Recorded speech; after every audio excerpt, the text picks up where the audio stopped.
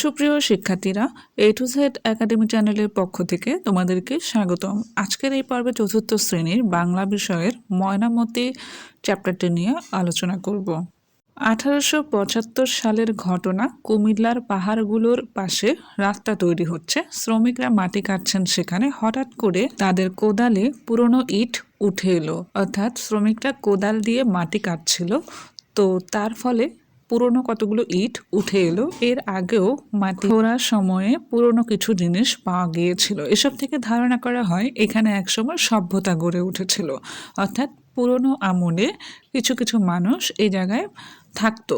পুরনো সভ্যতার নিদর্শনগুলো সাধারণত মাটির নিচে চাপা পড়ে থাকে। খুব সাবধানে খনন করে সেগুলো বের করতে হয়। মাটি খুঁড়ে এমনই এক সভ্যতা পাওয়া গেছে কুমিল্লার ময়নামতিতে। কুমিল্লার লালমাই পাহাড় এলাকায় ময়নামতি অবস্থিত।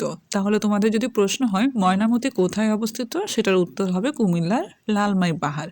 এখানে 1955 সালে পুরনো সভ্যতার নিদর্শন অনুসন্ধানের কাজ শুরু হয়। তখন এখানকার ইতিহাস মানুষের কাছে স্পষ্ট হতে থাকে।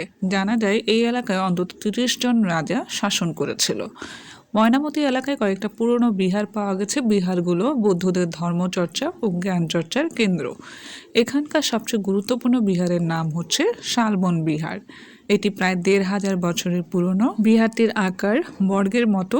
এর প্রতিটি প্রান্ত 550 ফুট লম্বা। এর মধ্যে 115টা ঘর আছে। এসব ঘরে বৌদ্ধ ভিক্ষুরা থাকতেন।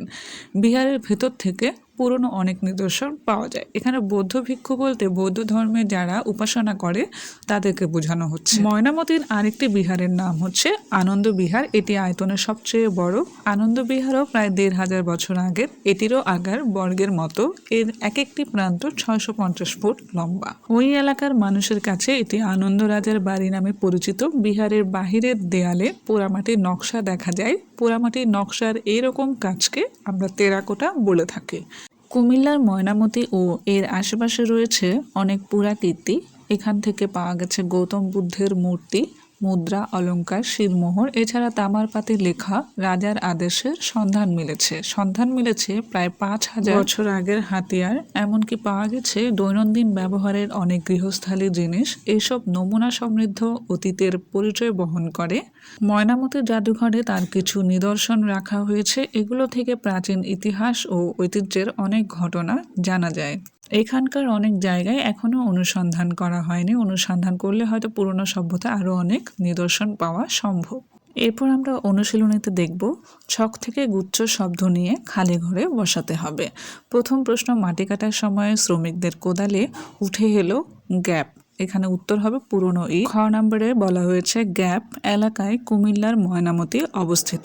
এখানে উত্তরটি হবে লালমাই পাহাড়।